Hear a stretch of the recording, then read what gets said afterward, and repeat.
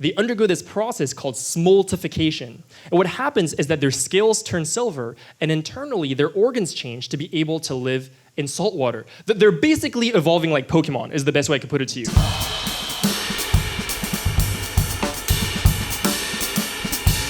Yay, put your hands together for Ryuji Chua.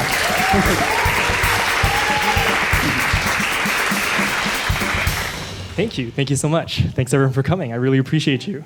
So, my first question will be, how conscious can a fish be? Good question. So I think, a similar question that I was asking myself while I made the film was, what does it feel like to be a fish?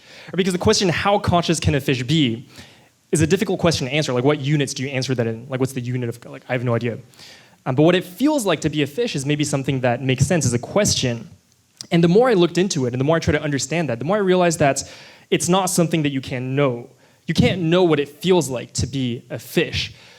But then I realized that the important question is actually not what does it feel like to be a fish. The important question is, does it feel like something to be a fish? Like, is a fish conscious? Right? And the answer is very much yes. And so the cardinal sin that we should never commit when thinking about animal consciousness is to assume that the yardstick by which we measure animal consciousness is the human conscious experience. Right? And the best example for this is octopuses. So octopuses are animals who are unanimously recognized to be intelligent and conscious. But if you look at their history and you look at their biology, they couldn't be more different from us. So our last common ancestor with octopuses is this little flatworm who lived like 700 million years ago, a really long time ago. And so what happened is from there, on one side of the tree of life, you have octopuses, and on the other side, you have us. And so scientists who study this stuff will say that intelligent life has evolved twice on planet Earth, once for us and once for octopuses, completely different trajectories. And so there are shocking differences between us and them. So for example, for us, 100% of our neurons are in our brains. But for octopuses, only about 30% of their neurons are in their brains. The rest of their neurons are in their tentacles. Right? So if you observe them, it looks like their tentacles move independently of their brain. In other words, imagine my arm was just doing stuff, but it's not my brain telling my arm to do stuff. My arm is just doing stuff. That's what they do. On top of that, while we can only perceive light through our eyes, and we can only taste using our taste buds, they can sense light using their skin, and they can taste using the suckers on their arms. So now you hear all this, and you're like, well, what does it feel like to be an octopus? And the answer is, I have no idea. But the key thing is that it feels like something. There is a conscious experience there, a subjective experience there. And that is the important thing, because what is the practical implication of an animal having a subjective experience is that we should consider that. We should include them in our circle of moral consideration. And so as long as it feels like something to be an animal, that's important. And so although we don't know what it feels like to be an octopus or a fish, it feels like something, and that's why we should care ultimately about them. You see, that's why I'm happy you're here. Because I was like, okay, I'm going to start with how conscious can a fish be, and it's going to be funny, and we're going to go into it, and you always get deeper and find amazing things to say. So, yeah, what inspired you to make this film? Yeah, so ever since I was a kid, I always had this intuition that fish felt pain and were conscious. So for example, I tell the story in the film about how I saw a fish being grilled alive, and it really hurt me because it looked to me like the fish was suffering. And I also remember going fishing and feeling really horrible for the fish that we were fishing. But then, on the flip side, everyone around me, society was basically telling me, don't worry about it, it's just a fish. They're barely conscious, they don't feel pain. They're just like primitive animals, just don't worry about it, just chill. And so I kind of adopted that mindset. Then, more recently, I got into animal rights, and so I started thinking, wait, actually, my intuition was probably right. And then one day, a friend of mine came up to me, she was like, hey, I'm taking a philosophy class. She was in college. My next class session is on animal ethics. And I'm like, animal ethics? That's like my job, man. That's like, what I like to do. And so I wanted to see what her class was about. I said, can I come to your class with you? She said, yeah, I'm sure I'll be fine. So the next day, I show up to the class, and I sit in on this college animal ethics class. It was super interesting. And I went the whole 9 yards, by the way. I raised my hand, asked questions, everything. And after the class, I felt kind of bad because it was one of those big classes in a big auditorium, so the the professor probably didn't notice that I was not actually a student there, but I felt kind of bad. So I went up to him and I was like, hey, listen, I'm actually not a part of this class. I don't go to this college or any other college for that matter. I graduated like 2 years ago. And so he's like, oh, okay. Well, it was a pleasure to have you anyways. So anyways, afterwards, we sit outside and we have this long conversation for about 2 hours. And he's telling me, I completely understand why you would care about cows and pigs and chickens, but fish though. And I'm like, what about fish? And he's like, they're just fish. I think that fish they're not really conscious, are they? And I'm like, I think they are. He's like, no. I think that they have like this lower level of consciousness. And even if they did feel pain, I think that they don't care about the fact that they feel pain. And so he's telling me this stuff, and I'm like, I think you're wrong, but I don't really know. And this really frustrated me because remember, I'm talking to this guy who is a college philosophy professor, a person that you would expect to be the pinnacle of rational thoughts and seeing the world the way that it is. And yet he's making these claims about how fish are these stupid, unconscious animals, right? And I'm sitting there being like, I don't know what to say to this. I don't know how to answer. And I was super frustrated. So I thought to myself, if I'm going to make these claims for how fish are conscious and they feel pain, I should understand the evidence that suggests that, right? If you're going to claim that the world is a certain way, you better know why. And so I decided to research this and try to understand it. And I would see this over and over again with people in the animal rights community saying things like, studies have shown that fish feel pain. Studies have shown is like this catchphrase that everyone uses now. But if you ask them what are those studies, I think the majority of people don't know. I used to say that I didn't know. And I was like, that's a problem. We can't just say that. Studies say anything. You got to understand what those studies are and what is the evidence really that suggests that your claims are true. So I want to understand that, and I decided to put it into a film so that other people could also hopefully benefit from that. And hopefully it's done in a way that's engaging and interesting and memorable. And did he see the documentary? I don't think so. I tried to find him, actually, because I wanted to invite him to this event. But I have not found him. I looked through the faculty list, and I didn't find him, but I will try. And is that what you hope people to take from this movie? Oh. Yeah. So I think, so recently, actually, there's a thing that happened that illustrates what I want people to take away from this. So recently, there was this big trawler, this big fishing vessel that spilled a bunch of fish into the Atlantic Ocean. It was near France, by the way. And so about 100,000 fish were out in the ocean, just dumped there. And so Sea Shepherd took videos of this with drones where they had this overhead shot of the ocean and you see 100,000 fish just lying there. And now this was seen as a tragedy, was covered by the news and everything. But if you look at the way that it was covered by people, the angle through which they're covering it is a purely environmental one. So they're saying this is an environmental disaster, which it is. But no one is considering those fish as individuals. No one is saying, hey, look, this is so horrible because 100,000 individuals have just suffered immensely. Right? No one cares about that. They're just like, oh, how it affects the ecosystem and different species and stuff like that. No one cares about them as individuals. And I think this is a huge problem because we see fish as almost the way we treat them is closer to the way we treat vegetables than other animals.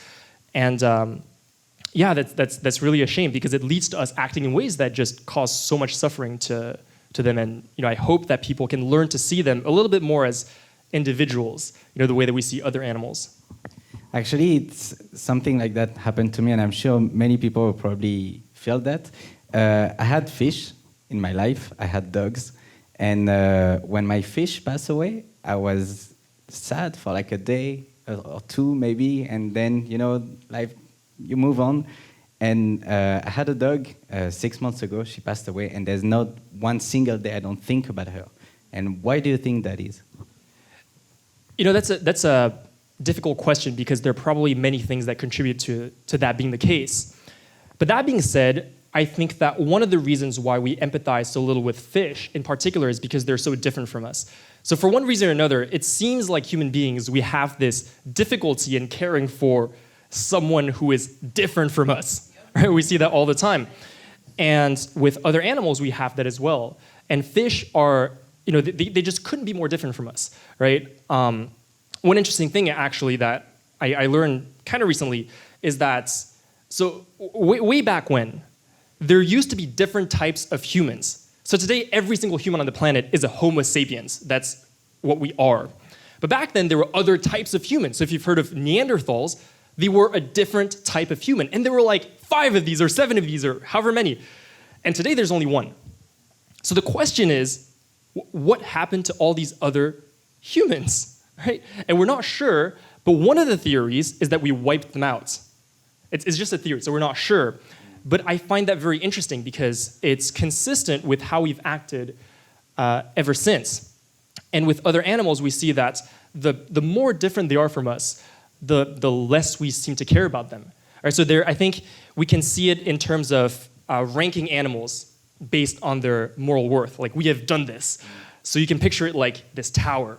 And at the very top of the tower, the penthouse, that's where humans are. We are. Actually, we're not even at the penthouse. We're more like in the sky, above the clouds, just overlooking this entire thing. Right? We don't even see ourselves as part of the animal kingdom. We see ourselves as this separate, superior entity. The penthouse is maybe occupied by our companion animals, so dogs and cats. We call them our family members. Some people even call them their children. So we care about them a lot. I do. Yeah, me too. Go down about like 10 floors, and you have the wild animals, the ones that we like. So polar bears, koalas, dolphins, elephants. So we don't go so far as to call them our family members, but hey, at least we care about them and we do things to protect them. Now, go down 20 floors beneath that, and then you hit the mammals that we use for food. So now we stopped kind of caring about them. We don't even protect them. In fact, we want to use and kill them for our benefit. But at least with the mammals like cows and pigs, there are, at least in theory, some sort of guidelines on what we can and can't do to them. Does that get enforced in reality? It's, not always, but at least it's there.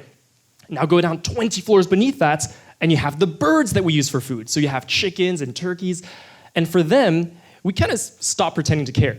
So if you look at the Humane Methods of Livestock Slaughter Act here in the US, that just doesn't apply to birds.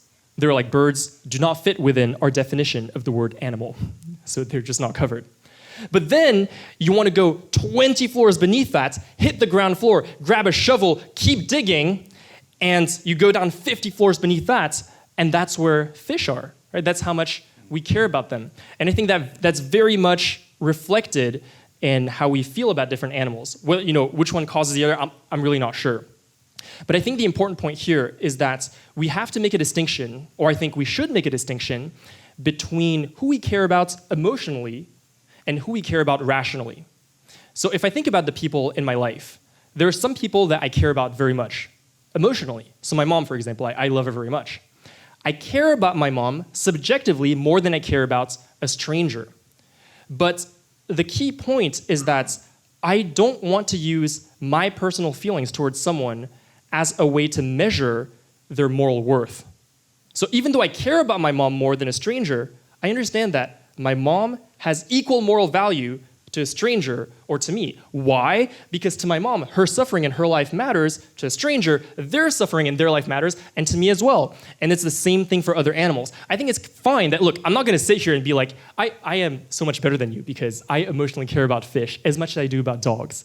I don't. It's just the reality. Whether it's our culture or whatever, like that is how things are. However, when I think about it rationally, I recognize that a fish has equal moral worth to any other animals simply because they're sentient, meaning they have the capacity to experience things subjectively and they have the capacity to suffer. And as long as we make that distinction, why is it that we care emotionally about certain animals rather than others? I'm not sure. But the fact is, that's how it is. But I think we should work with that and be like, okay, that's how we feel emotionally, but let's not let that dictate how we act and how we think about these animals. So I actually wrote a couple experience that there is like study and things, and I didn't know which one to choose and what question to ask. For example, the blue streak wrasse. Yeah. And I was thinking, instead of asking you a question, a specific question of the study, I would like to know how did you react to like all this information? Yeah, so one of the interesting studies that's in the film is about blue streak wrasses, these tiny fish that are about this size. Okay. And in this experiment, they seemingly outsmart these chimpanzees, who are like our closest cousins. and also outsmarts a 4-year-old human. So it's like, is this tiny little fish smarter than a 4-year-old human? And the point I make is that, well, that is not the right question to ask. And I think there's a very interesting and important conversation to be had around the way that we talk about and think about intelligence when it comes to animals. So typically the way that we determine how intelligent an animal is we look at how good are they at solving problems that we find meaningful. In fact, the very definition of intelligence is, what we've done is we've basically said, okay, what are the problems that are important to us as humans? Let's take the ability to solve those problems and call that intelligence. So of course we're intelligent. We defined intelligence to mean that, right? And so for other animals, we'll look at the archerfish, for example, who can recognize human faces, and we're like, wow, they're so smart because they can do this thing that we're so good at. But we never look at what animals are better at doing than us and use that as a measure of intelligence. So a great example of this is salmons. So salmons are actually the animals that I ate the most of, or at least fish. They're the fish I ate the most of out of any fish. I used to love eating salmon. They tasted really, really good. But it turns out that salmons are incredible animals. And so they're born in these freshwater streams, and after living there for a while, they start heading towards the ocean, right? And this is when they're basically turning into teenagers, is kind of the equivalent. And as they're going towards the ocean, they undergo this process called smoltification. And what happens is that their scales turn silver, and internally their organs change to be able to live in salt water. They're basically evolving like Pokemon, is the best way I could put it to you. And then they get to the ocean, and depending on what type of salmon they are, they spend anywhere between 1 to 7, 8 years. They're just moving up the food chain, having a really tough life, by the way. And then, at some point, they turn around and they go back home to reproduce. And not just to the general area where they're from, but they show up in the literal stream they were born in. So for perspective, I was born in Paris. Imagine, or just outside of Paris, imagine that you dropped me in the middle of Poland. And you're like, now walk back. Not just to Paris, but to the doorstep of the hospital you were born in. This is the kind of thing they're doing. And now imagine I have no roads, no street signs, and no smartphones. It's just wide open ocean. So the question is, well, how do they do this? It turns out that salmons have these specialized cells in their bodies that have the capacity to sense the Earth's magnetic fields. So they use that to navigate back to their general neighborhood. And from there, what they do is they recall the chemical makeup of the stream they were born in. And so what that means in English is basically they remember what it smelled like where they're from.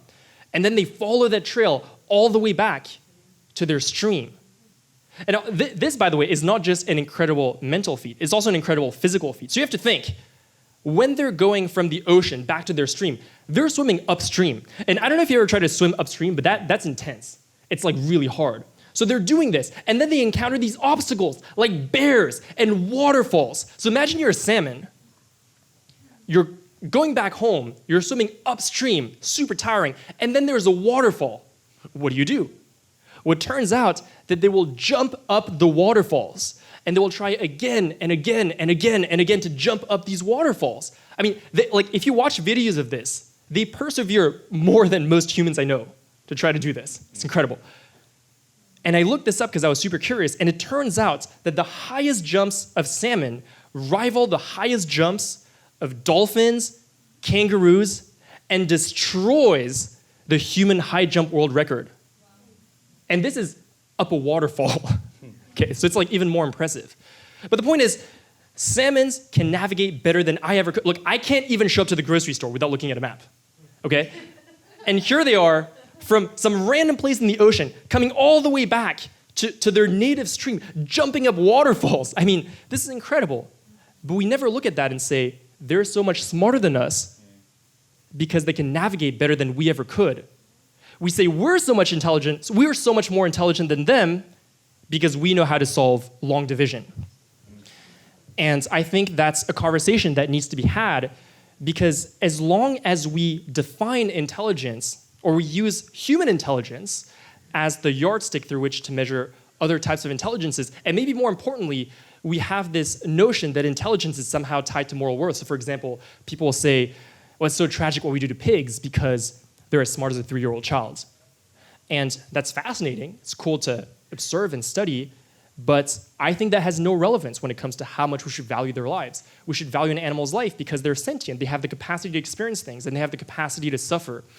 And so I think it's important that we just talk about that and recognize that, hey, other animals have different skills, but also beyond that, that shouldn't matter when it comes to how we value them.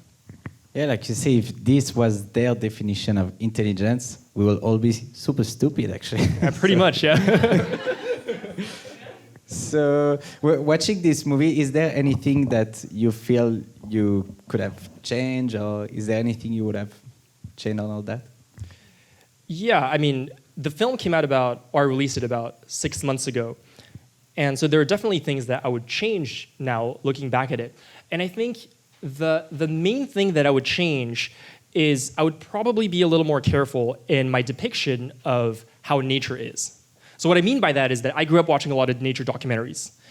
And the message, the implicit message of nature documentaries is that nature is beautiful, and nature is perfect, and nature is balanced, and this is just how things should be. And so we think things like the ideal place for an animal to be is in the wild. But if you look at it truly and honestly from the animal's perspective, that's not always the case. In fact, humans are the best example of this. We looked at the circle of life, and we basically said, screw that sucks. Let's build cities and live in apartments and have grocery stores. You know why? Because being in the wild is really tough. And stuff happens like getting eaten alive. And you get sick and injured. And then there's no hospital. I mean, it's horrible right out there. And so this is a perspective that we often don't see when it comes to nature documentaries. And so even, for example, there's a stat that where I say, you know, in the fish farms that was investigated, in some of them, the owners said that up to 1 in 5 fish die before slaughter. Well, we look at that and we think, well, that's horrible, but kind of the same thing happens out in nature. So if you look at salmon, for example, the story I just told you, a salmon lays thousands of eggs, but on average, only between 1 and 10 will actually live to come back. So what happens to all the other ones? It's not good. They get sick, they get injured, they get eaten alive. That is the experience of most of them, right? And I think that it's important that we look at nature this way and we consider nature from the animal's perspective instead of looking at it and being like, oh, it's perfect, it's balanced. Because if we truly look at it from their perspective, we can start seeing where they suffer. And although I'm not sure how we solve these problems, but at least we can start to acknowledge that, hey, animals in nature suffer. If we have the possibility of helping them, maybe we should. And I think we should, because if I was in their position, hey, I'd want a better life. It doesn't matter to me that this is, you know, how nature is. If I'm suffering, I just want someone to help me. So that's something I would change, because in the film you can see that I have images of nature, and it kind of shows that image of nature being perfect and balanced and beautiful. And it's just not always like that. And I think that the way that nature documentaries portray nature a lot of the times is very similar to the way that farmers portray animal farms a lot of the times. So they portray them as these nice places that are this symbol of tradition, and there are these lush green pastures, and everything is nice. And in reality, not so much. But it's the same thing with nature, where nature documentaries show these places, or shows nature as beautiful and perfect and balanced and all that. And for a lot of animals who live in nature, it's anything but that. It's every day you're struggling, you're trying to find food, you get injured, you get sick, no one's there to help you, and then you get eaten alive. I mean, it's really, really rough. And so I wish that I had kind of addressed that a little more accurately. Yeah, it reminded me of a pigeon that I saw in a sanctuary. And I say, but why don't you just let him fly and be free, you know?